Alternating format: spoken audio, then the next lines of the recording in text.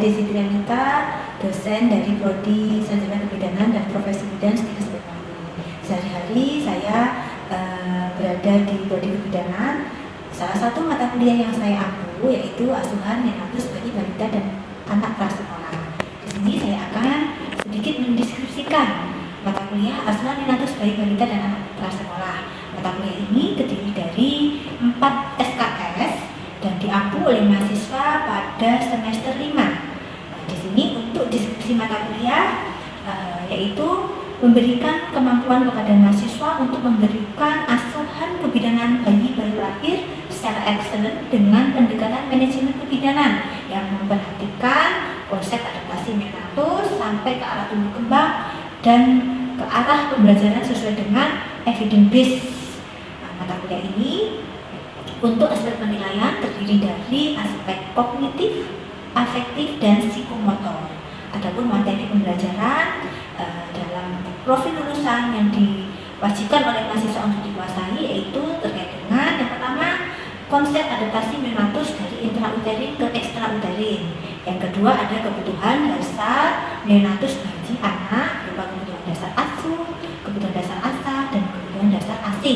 Selanjutnya konsep pemenuhan nutrisi dan ada pemeriksaan fisik lengkap pada bayi serta deteksi dini stunting pada bayi.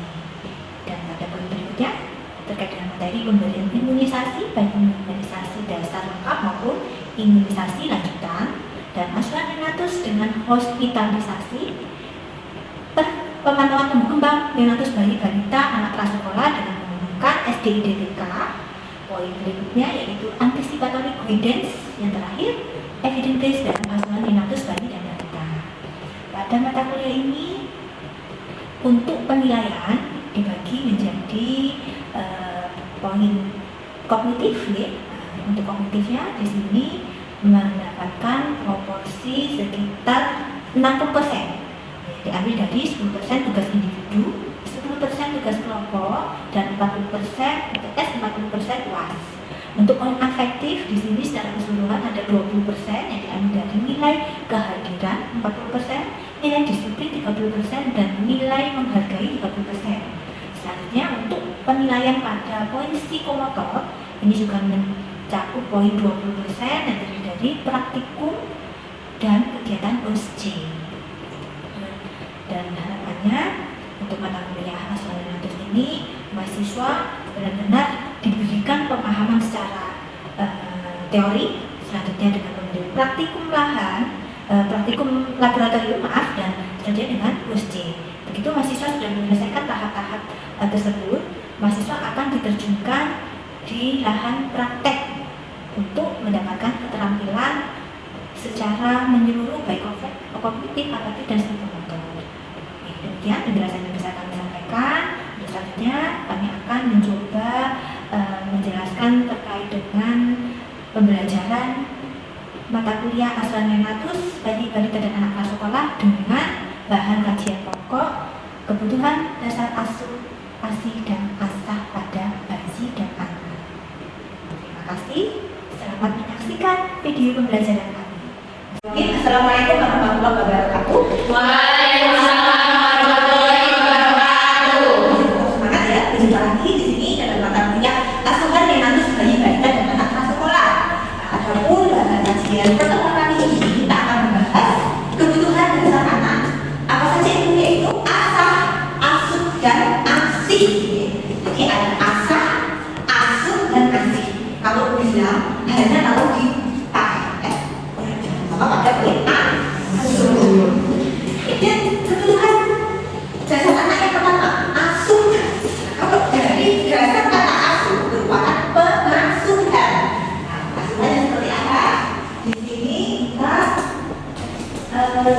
bisa melihat ya, ASUH dan ASUH. ASUH ini merupakan kebutuhan primer.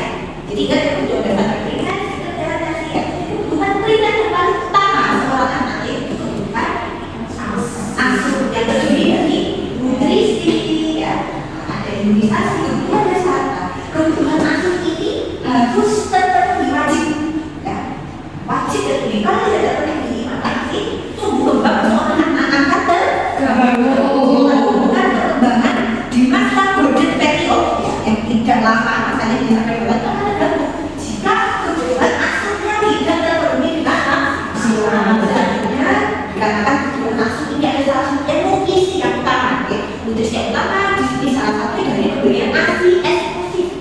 dilanjutkan sampai 2 tahun. Jika ini baru ya, selain nasi ada juga pemberian PRT. Tentunya apa dari poin ASI ini akan mengakibatkan terhambatnya tumbuh kembang, penurunan IQ, penurunan kecerdasan, ya, sampai nanti ke arah produktivitas tidak produktif. Ya, seharusnya anak seharusnya tersebut bisa aktif ya, bergerak berlari kemana-mana lagi hanya laptop depan TV, depan laptop ya, depan HP ya. Jadi produktivitasnya sangat berkurang dan mudah terjangkit penyakit sakit ya, sakit.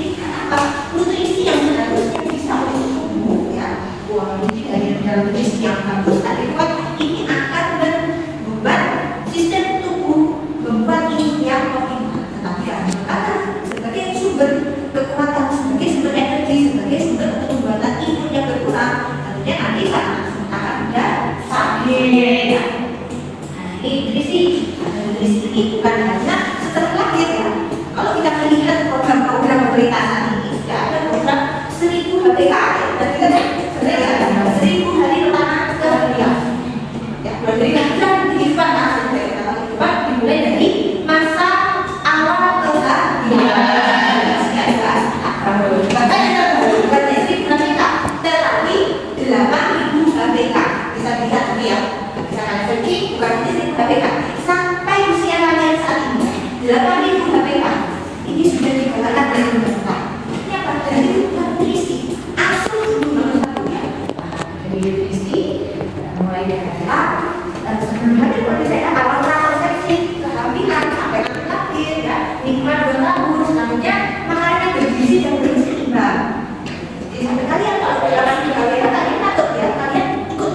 Nah, karena kalian nanti seorang perempuan yang akan melahirkan generasi baru. Jadi harus benar-benar diawasi juga. Ya, jadi makanya bukan hanya sifat-sifat aja, mereka nanti yang sederhana dan seperti itu. Benar-benar dari masa kontrasepsi. Kalian sekarang juga sudah pasti masa kontrasepsi. Selanjutnya, selain nutrisi, kebutuhan dasar anak itu apa? Kebersihan. Kalau kita melihat anak yang baik, yang sudah bersih ya, tidak harus lucu. Yang satu dia kotor, jorok. Yang lebih kalian suka yang mana? Bersih. Ya, walaupun yang jorok ini dia bayinya cakep ya, tapi yang bersih bayinya akan ada yang lebih suka yang mana? Bersih. Kebersihan merupakan kebutuhan dasar anak. Ya, sudah ada hadisnya ya, kebersihan sebagai ada ini. Untuk kebersihan bukan hanya kebersihan tubuh, tetapi kebersihan makanan dan minuman yang dikonsumsi.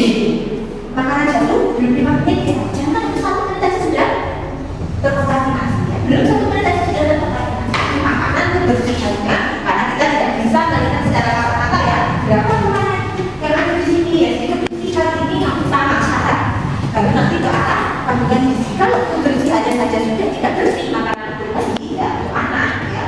Yang lain-lain itu akan mengikuti kurang baik ya. Minumannya juga harus bersih, terutama pada bagi yang mendapat susu formula. Dosnya ini harus sering diganti 2 jam ya, tidak habisnya sudah dibuang ya. Setelah susu formula itu dibuang di botol, 2 jam tidak habis dibuang ya, paling lama 3 jam. Susunya dibuang, dicuci yang bersih, disteril. Jangan dikasih air hangat di buang ya, harus disterilkan. Kebersihan penting. Dari makan minuman yang hanya sepele ya, tapi ini bisa membuat penyakit ya, diare, ketika intoleransi ya. Nah, dengan bagi sakit, ini akan mengurangi tumbuh berikutnya. Sehingga dari segi makanan kebersihan ini juga yang utama. Belum lagi udaranya, pakaiannya ya, rumahnya, sanitasi. Dan nanti penelitian terbaru riset yang beberapa bagi balita yang mengalami resiko gagal tumbuh, ini salah satunya dari faktor lingkungan nomor 1 ya, yaitu apa? Kebersihan, sanitasi, air minum yang tidak layak, air mandi yang tidak layak. Sehingga untuk menanggulangi program gagal tumbuh ya saat ini pemerintah juga bukan hanya bekerjasama dengan tenaga kesehatan, tetapi juga bekerjasama dengan udahnya perusahaan umum daerah air minum supaya kebersihan lingkungan ini sudah menjadi landasan utama dalam pemberian kebutuhan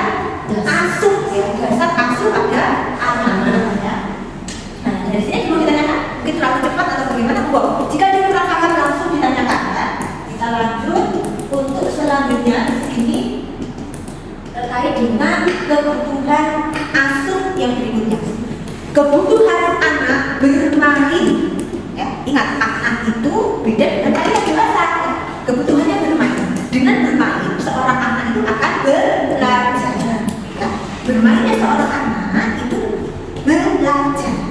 Anak-anak belum tentu kalistung, ya apalagi masih 2 tahun pertama, 5 tahun pertama aja belum tentu kalistung.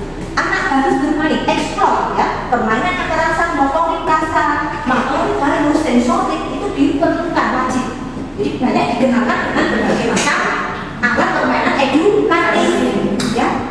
Kalau nanti kalian punya ponakan, yang itu setiap ponakan, jangan hanya satu kalian, all in semua ada di dalam satu genggaman, ya. Karena sekarang ini faktanya bayi-bayi, ya, ini sudah terbiasa dengan sejak di dalam kandungan sudah diasah oleh ibunya, ya. Penampilannya menurun, ya, dari ibu ke jadi begitu nangis hati-hati sampai dewasa hati, ya. Ini bukan karena bayinya yang tersebut, tapi dari ibunya belajar menentukan anaknya. Tidak bagus. Biarkan bayi bermain sesuai dunia dan usianya. Kasih berbagai macam permainan anak, permainan edukatif, ya, mobil-mobilan yang bisa digerak, kelereng atau besar, itu permainan. Jangan benda yang kecil, karena kalau kecil mudah tertelan. Ini bendanya yang gede ada bapak lepas, ya.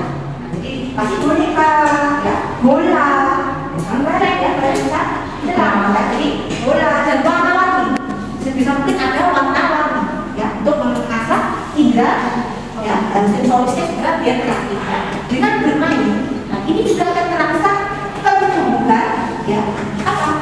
Tubuh yang kreatif, ya, yang bergerak, ya. Bayi bermain dia bergerak, bayi itu setelah ya, setelah dengan berlari bergerak, meningkatkan metabolisme, ya. Nah, semakin metabolisme meningkat, hormon pertumbuhan akan semakin meningkat dibanding anak yang tidak pernah bergerak, ya. Ada anak yang sering digendong aja sama ayahnya, ya. Nyambung sama nyambung digendong, orang-orang digendong, masak digendong, keprok, ya. Nah, itu dia pernah bergerak, itu dia bergerak, dan hormon pertumbuhannya pun akan berkurang. Memang ada hormon pertumbuhan, tapi kurang optimal, ya. Selanjutnya, ada di sini, coba. Belum, ya, apa ada di sini, ya? Selain kebutuhan bermain, juga ada dalam angka itu, yaitu terkait dengan kebutuhan pelayanan kesehatan. Seorang bayi wajib kontak dengan nakes pelayanan kesehatan, dan nakes yang paling utama tenaga kesehatan yang bukan dengan dan ibunya. Siapa itu? Nah, kita yang ada kesehatan ibu dan anak. Sehingga bidan wajib menguasai teori kebutuhan asuh asal kasih pada bayi, ya. Pada bayi kesehatan juga nanti harus bisa dilakukan screening SDI GTK, stimulasi, deteksi, intervensi, ya, dini tumbuh kembang anak. Bagaimana tumbuh kembang ini? Apakah sesuai dengan usia, sesuai dengan perkembangan? Apakah ada penyimpangan atau keterbukaan dari ibu bidan wajib bisa melakukan? Dikarenakan oleh karena itu, ya, seorang bayi wajib kontak kepada tenaga kesehatan minimal, ya, dengan mendatangi posyandu, imunisasi, ya. Di kebutuhan dasar asuh ada imunisasi dasar lengkap ini wajib. Seorang bayi setiap bulannya harus ke posyandu, ke puskesmas untuk melakukan imunisasi. Nah, setelah imunisasi, ya, dan imunisasi kita sekaligus melakukan bulan timbang, ya. Lalu bulan ini bisa diulangi, ya.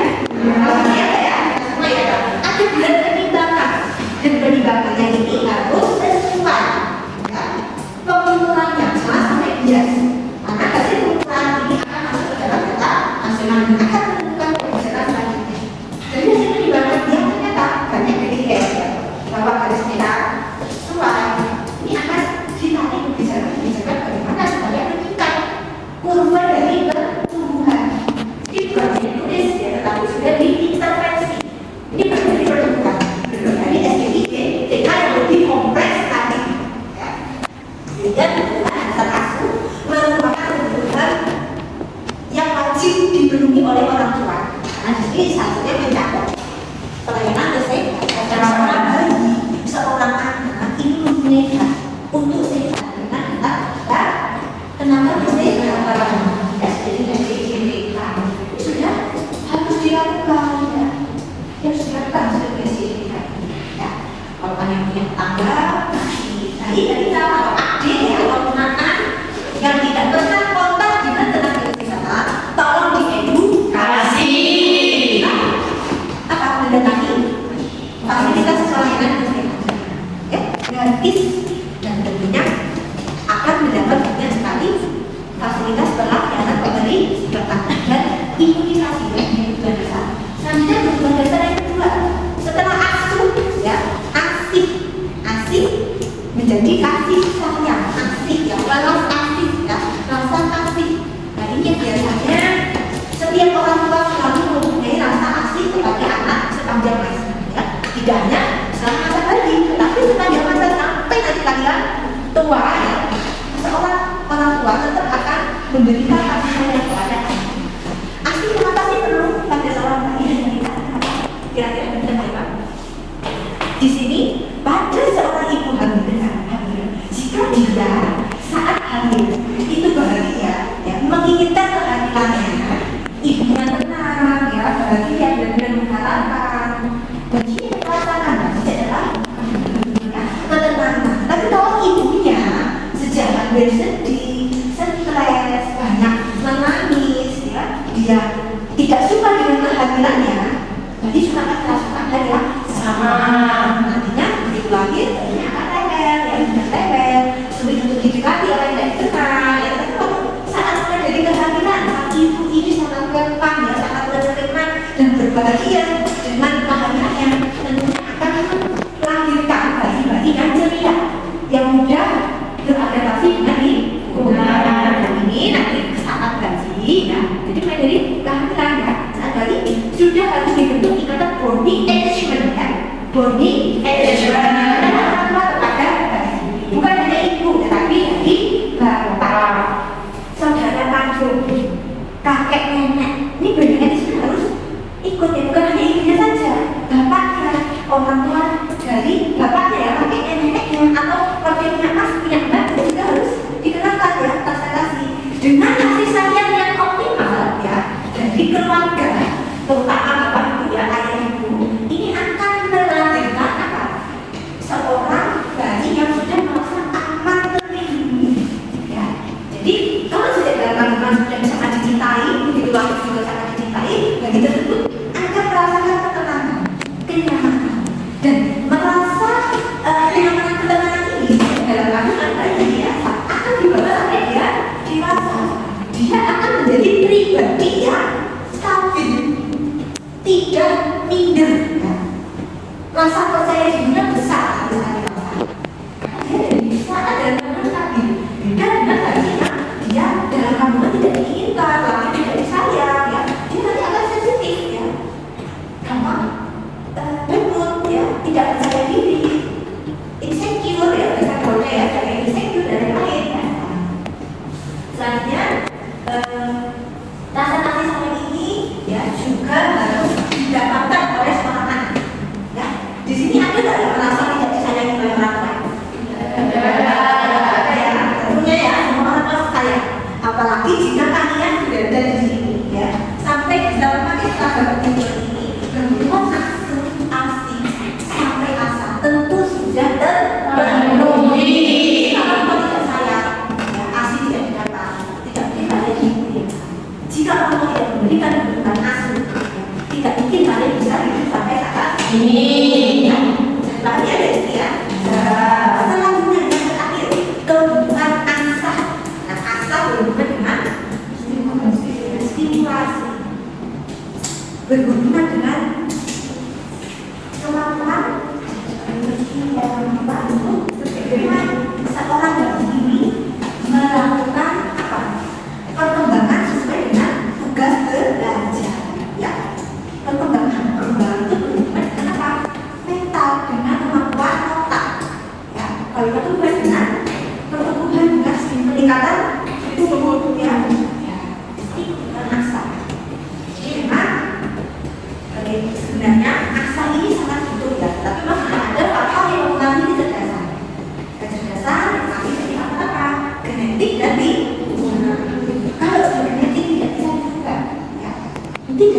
atau ibunya ada yang pintar. Nah, salah satu anaknya akan ada yang pintar.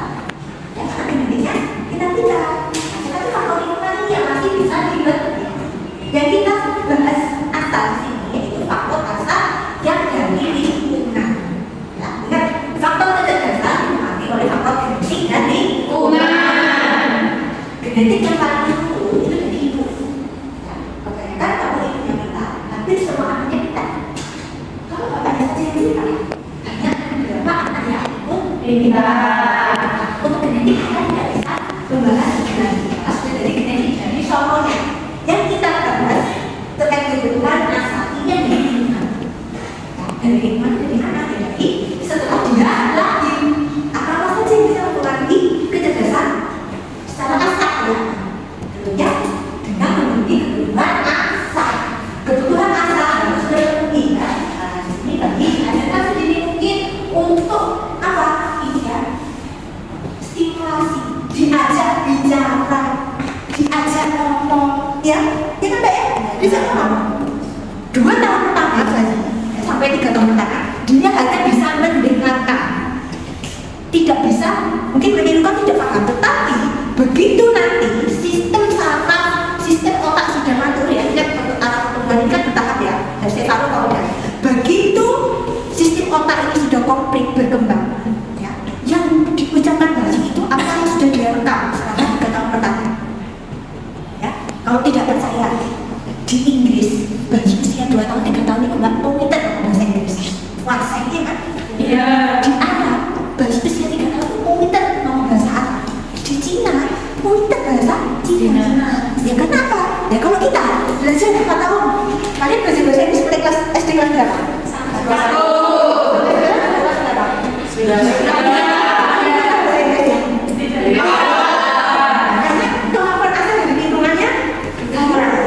Beda dengan bahasa Inggris, ya. Dia tidak kuliah bahasa Inggris, tapi apa? Lingkungan yang berbentuk dia bahasa Inggris.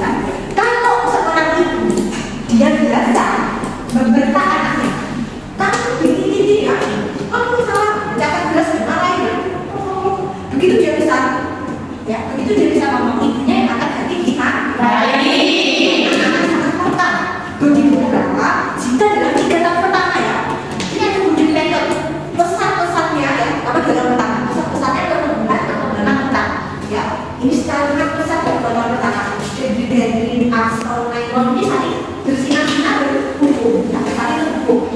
Jika bulan pertama sangat dimaksimalkan nutrisinya dari mana ASI ya, dan diberikan stimulus yang tepat sesuai dengan rasa di usia tahap perkembangan, insya Allah bayinya akan mendapatkan kecerdasan yang luar biasa dari asal, ya. Dan kebutuhan asal pasti tidak bisa hanya berdiri sendiri, harus berkaitan untuk menghasilkan generasi-generasi yang luar biasa.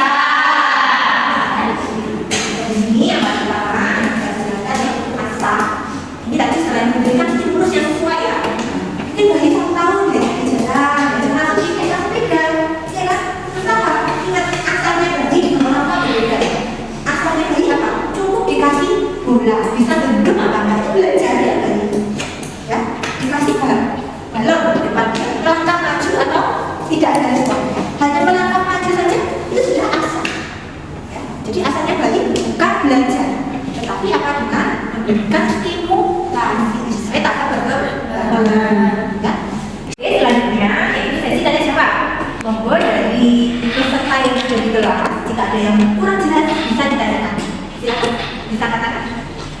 Saya Bu, saya juga sini bertanya.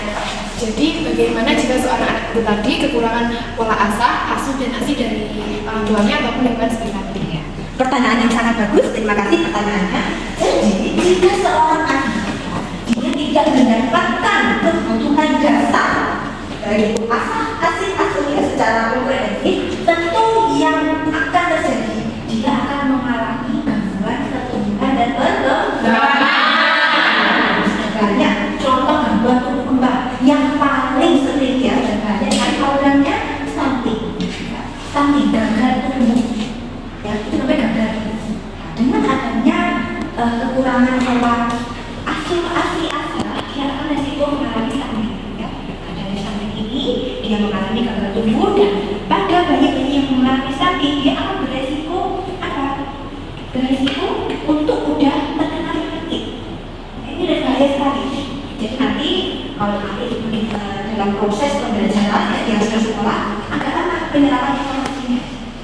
Pertumbuhannya lebih lama. Ya. Selain stunting, ada wasting, ya, underweight.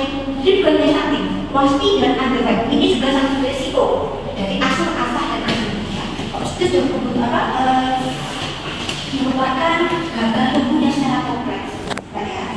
Ini yang harus diintervensi, harus disentuh.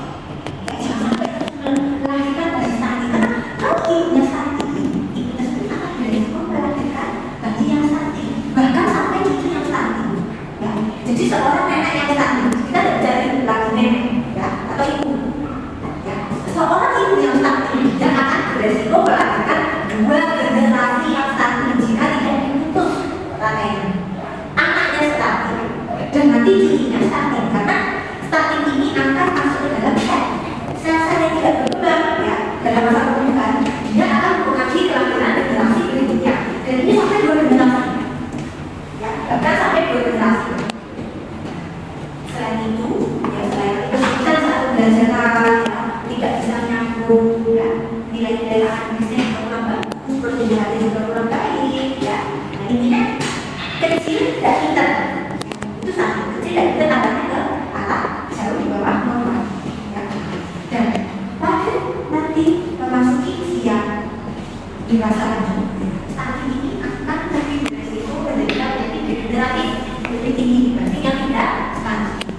Ya, resiko jantung koroner, resiko penyakit yang lain, terutama jantung. Nah, ini harus di-stop. Bagaimana men-stopnya? Supaya tingkatan stunting ini tidak apa? Terjadi lagi pada generasi berikutnya dan berikutnya dan berikutnya. Apa? Pemberian nutrisinya optimal, screening sejak masa pranikah.